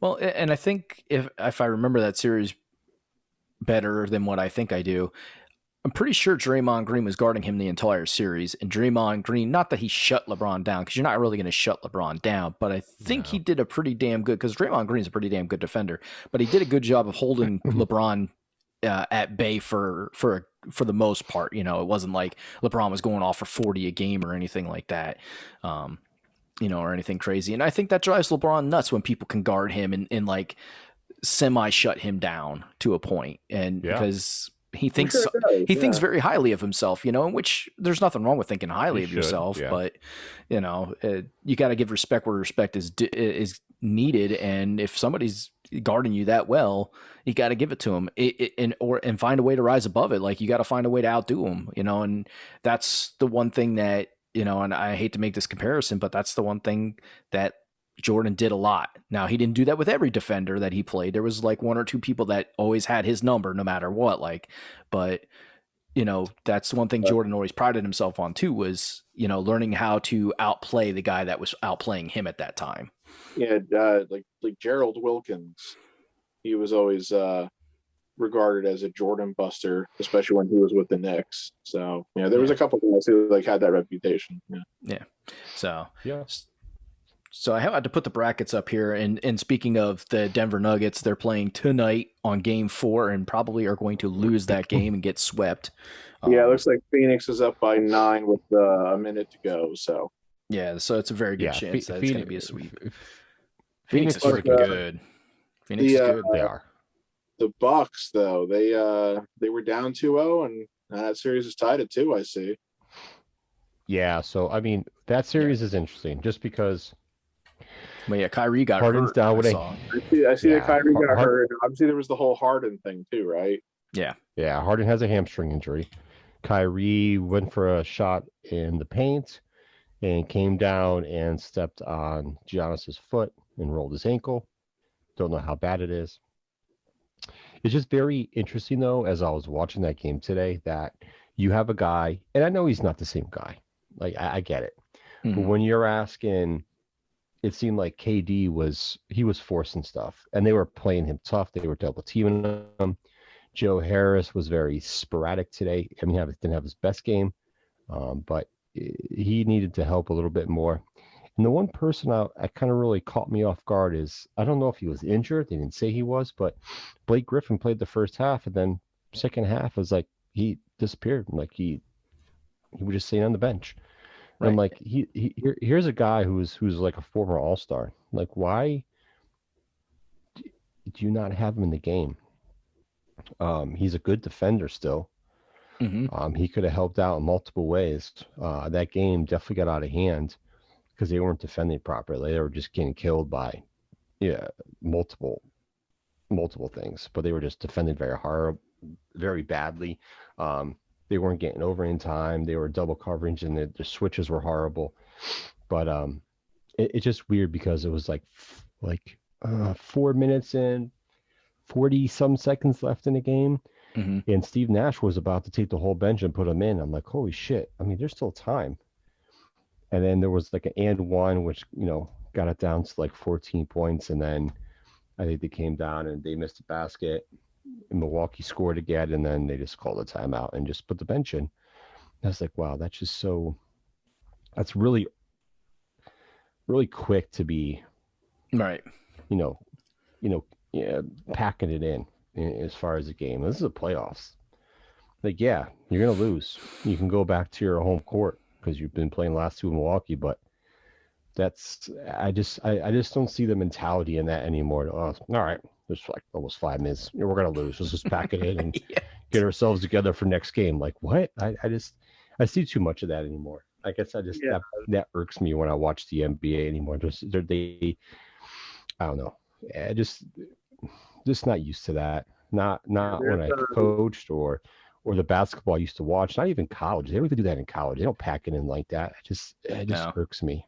You play until the last minute, and you play with everything you got until the last minute, regardless. Yeah. There's a word that my dad likes to use when, as an example, the Yankees bring in like their worst relief pitcher when they're losing. Capitulation, just basically saying that, we're giving up.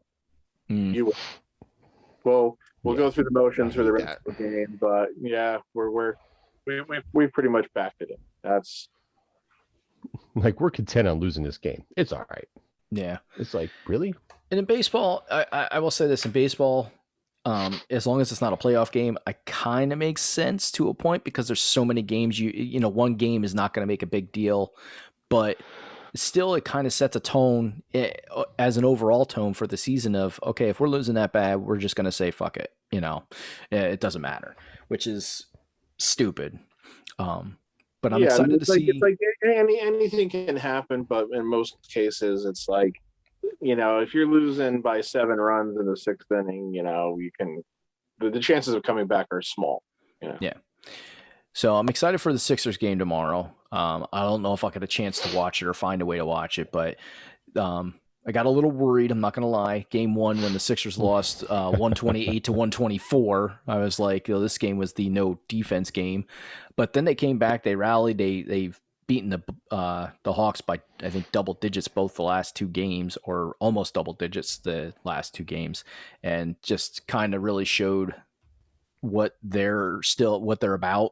And they found a way to kind of tame Trey, which is good because I know he's the one threat on their team that could be just the guy that goes off and keeps them in the game. So yeah, that kid's evolving too. His game is definitely up. Yeah, he's up in the ante in the playoffs. He's played very well this playoff so far. Yeah, he's going to be one of those guys that is going to be a leader on a team. And the Hawks, if they're smart, I mean, they were the 5 seed this year.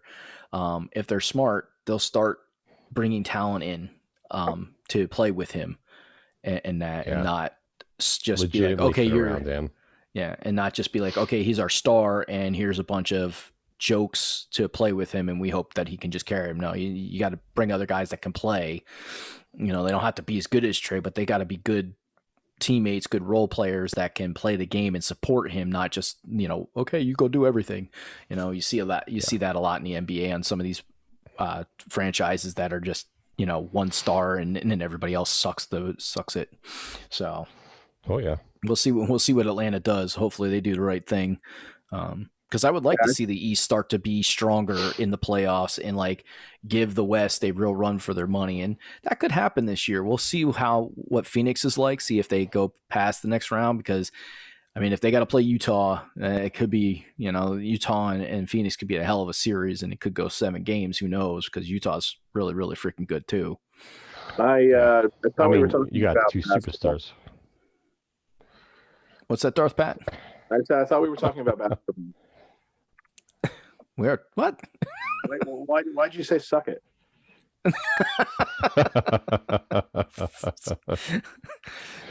Well, I got my DX reference in there without meaning to put my DX reference in there.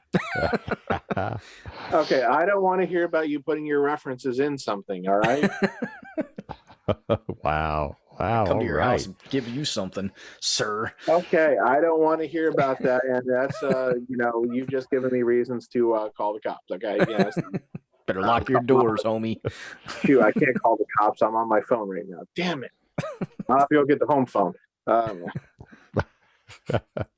If you still got one, use it. So it'll be interesting.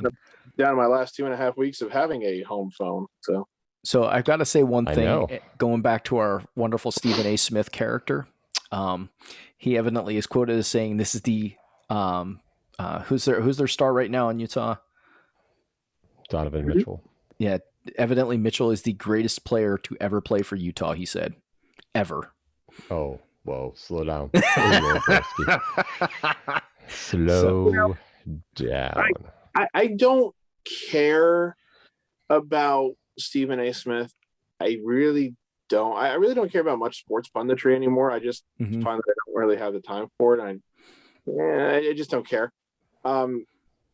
I used to say about Stephen A. Smith, if he's talking about basketball, I'll listen to what he's saying because I felt like it was the only thing that he had decent takes on. Mm-hmm. But I always felt like when he ventured outside of basketball, whether it was like football or baseball, or when he would sometimes talk about movies, I remember he had some really stupid criticisms of The Dark Knight, for example.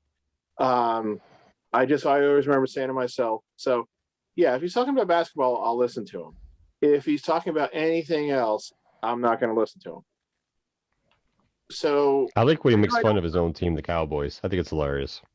I know I don't religiously follow the NBA or even really closely follow the NBA anymore.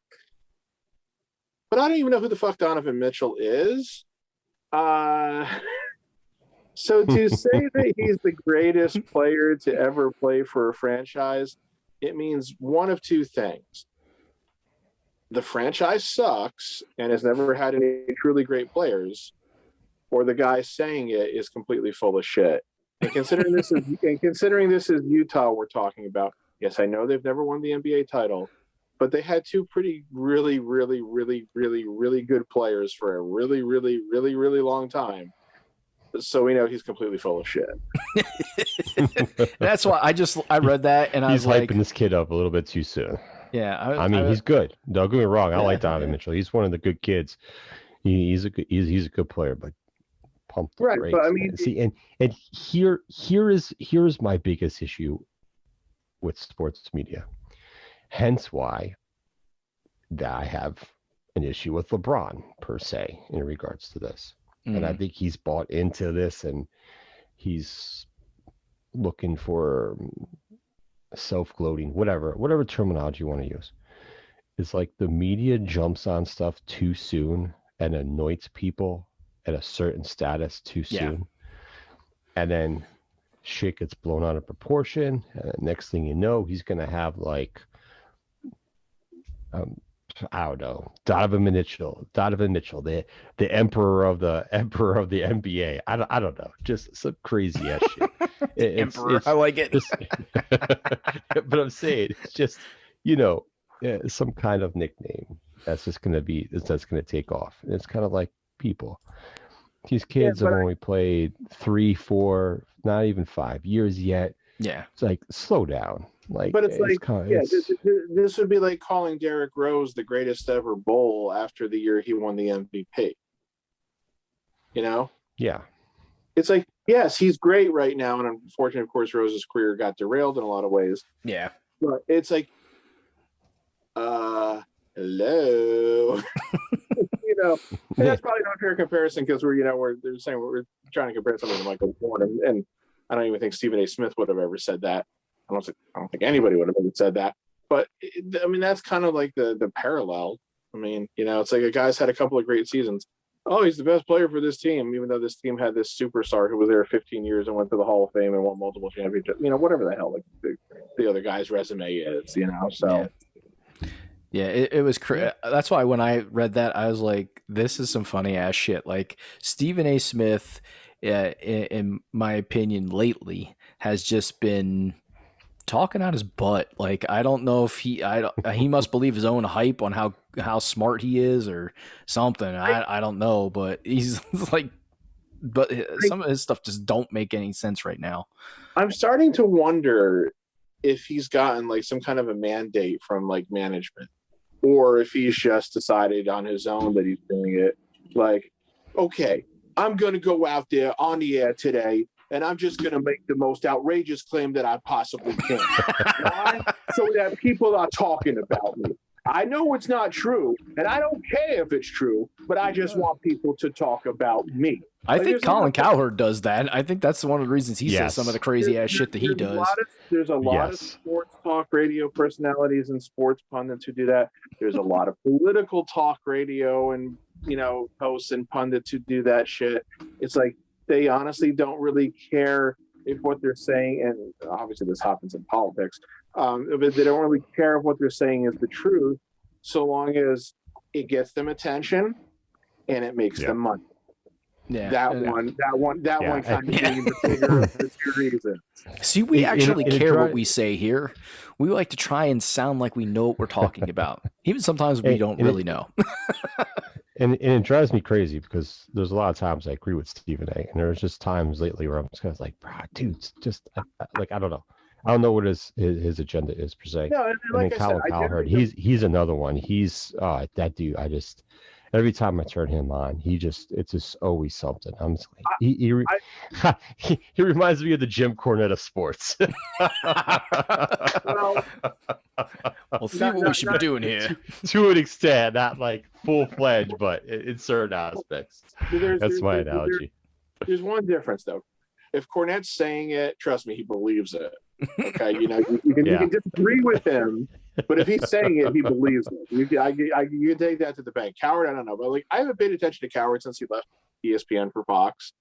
I think it's just because I've always been an ESPN guy, and like I've always kind of resented since like Fox first took over like the NFL broadcast back in the mid '90s and trying to be like an equal playing field with ESPN. Like I always felt ESPN had better people. But that was back in the days when I watched SportsCenter every goddamn day. Now it's like I don't give a shit anymore. But I don't have time for that. Yeah, I barely watch it.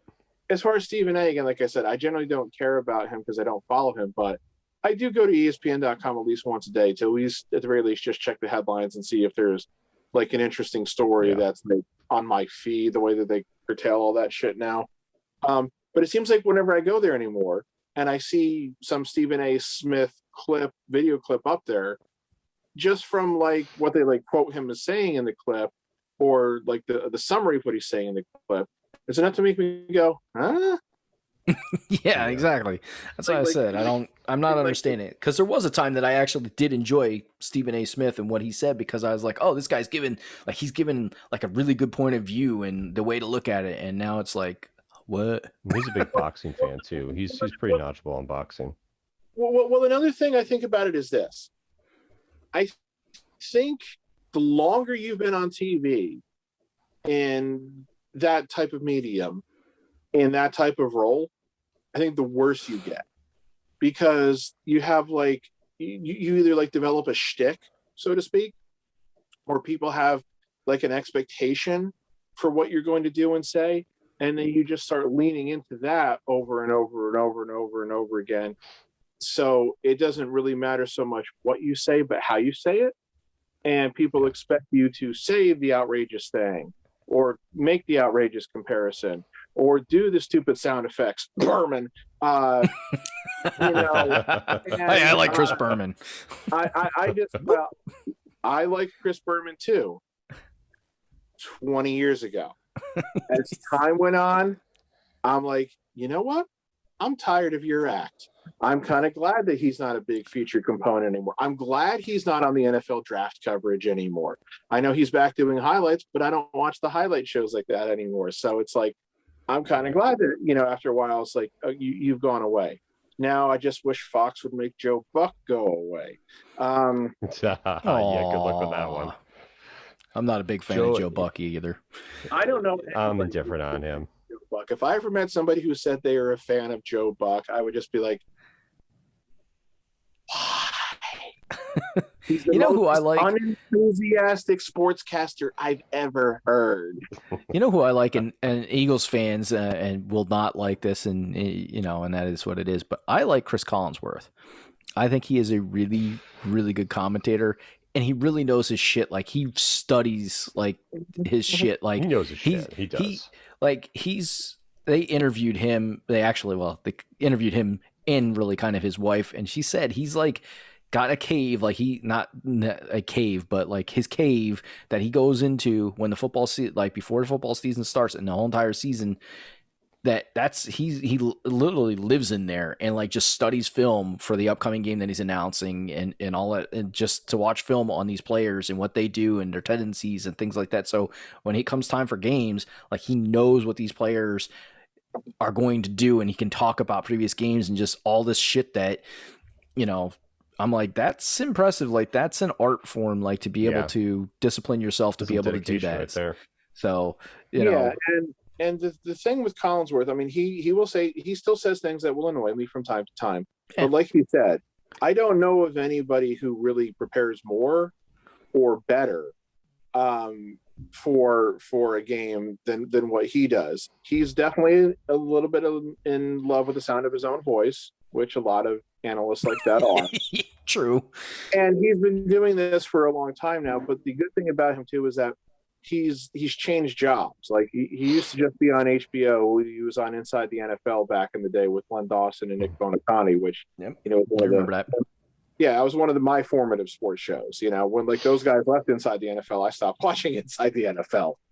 It also moved from HBO to Showtime. So, but then like he went to, I don't remember if it was Fox or CBS first, and like he was just in the studio. Then he went into Fox in the booth, and then he went to NBC in the booth. So it's like, he hasn't been in the same spot his entire career, and he hasn't been paired with the same people his entire career.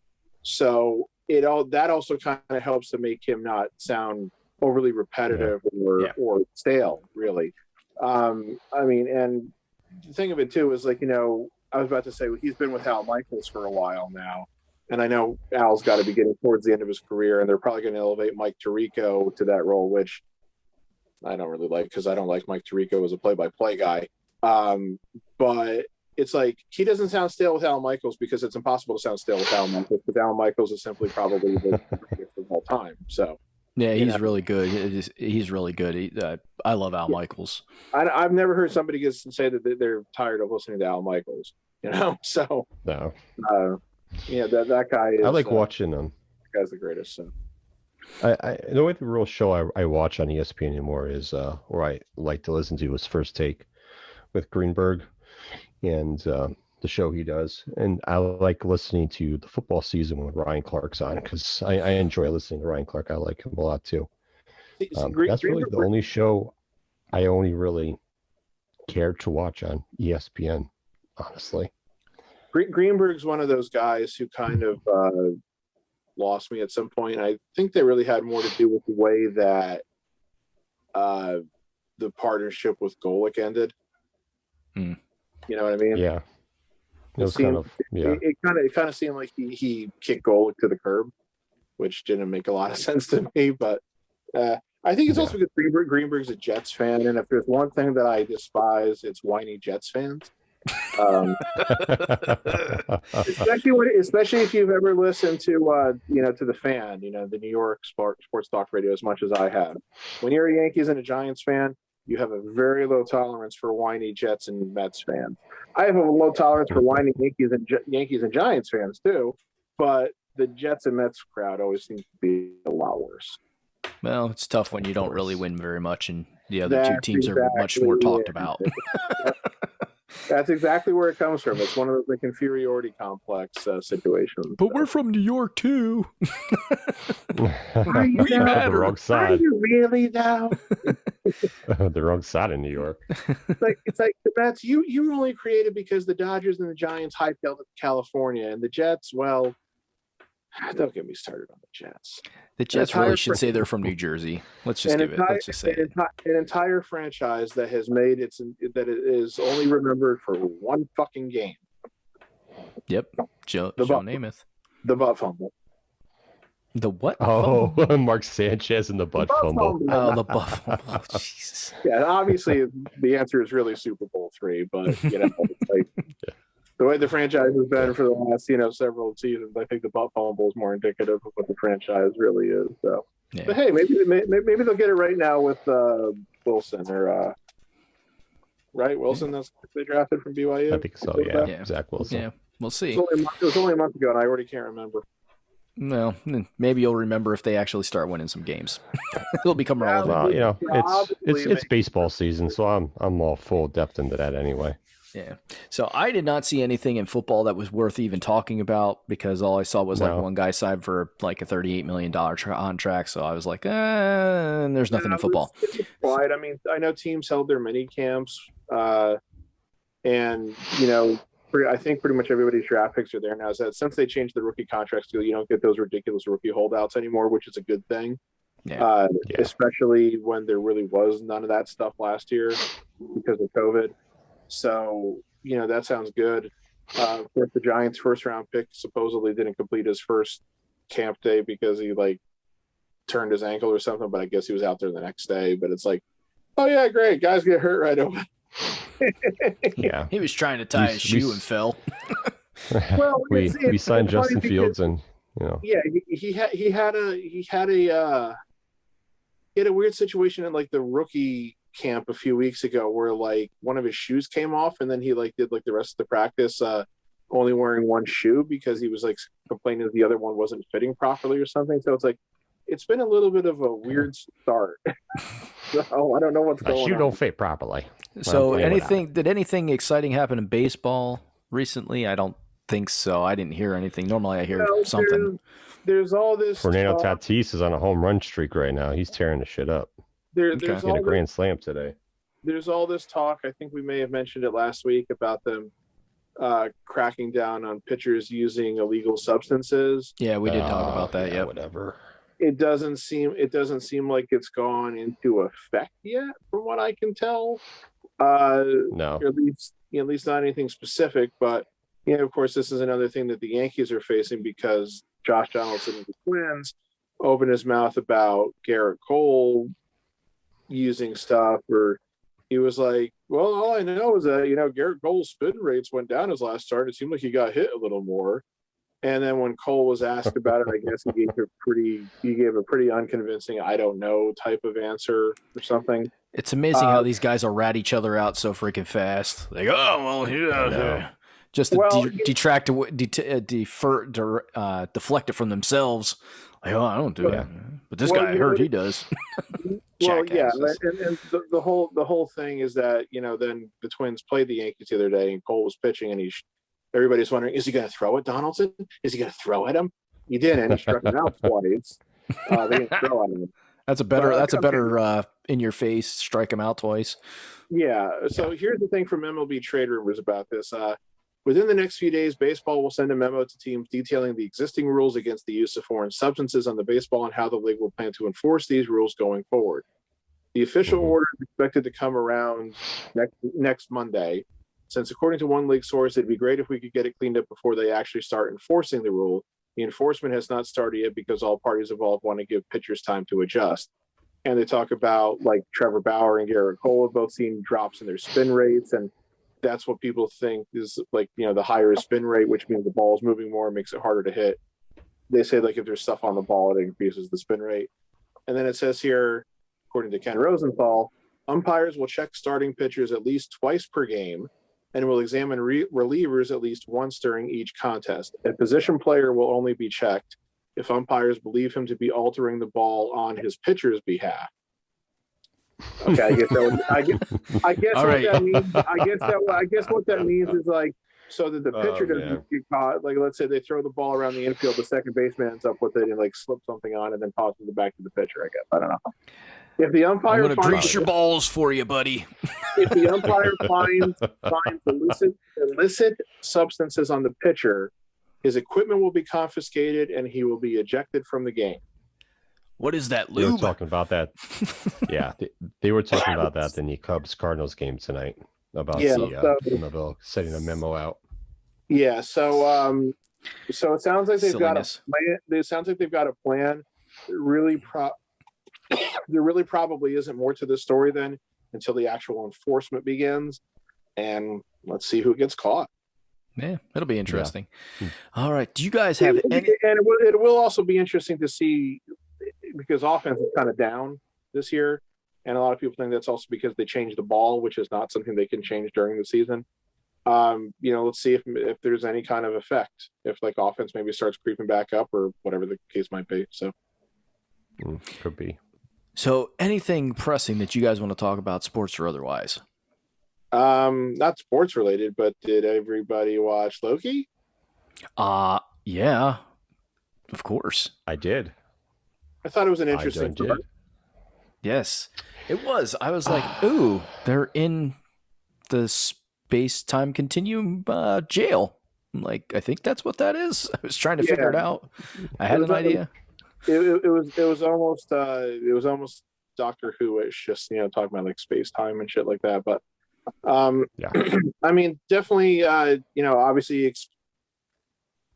it both expanded the character of Loki, fleshed him out a little bit more, Mm-hmm. but it also all it was doing at the same time was kind of taking him back to the place where we kind of last left him.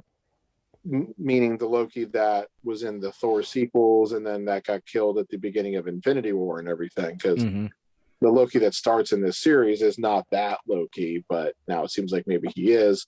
But he made that admission about hurting people and stuff, and now it's just a matter of seeing where they go from it, because we don't really quite know who this mysterious villain is, but Owen Wilson's character said we're hunting you. Yes.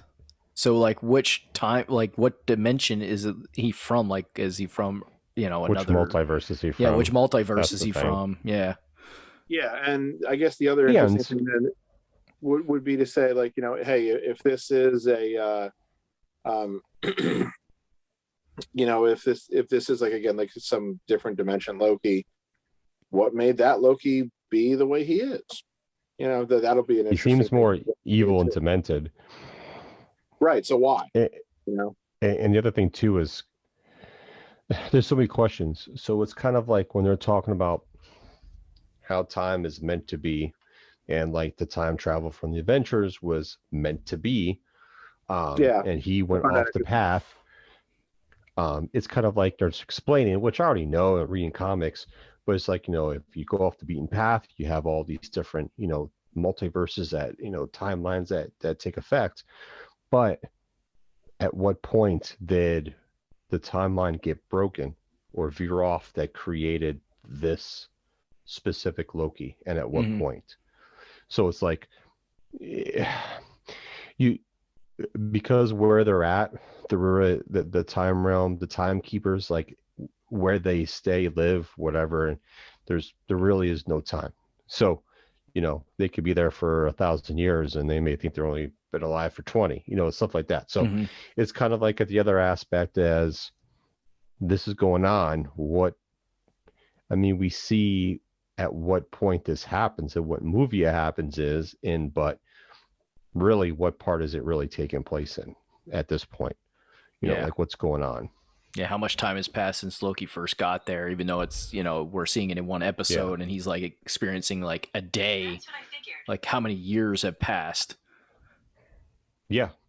So it'll be interesting. Kind of the point where, it was interesting. The part that I thought was interesting too was where he got the collar off, and he went back and he started watching the little film thing about his future, where it sees where, you know, his mother dies and then he dies. All that stuff, and he gets like legit emotional about certain things. So it's I'm just curious, curious of where this goes. Yeah. And what else gets brought up? Yeah, and I just like hope Owen Wilson's character too so far. I just hope that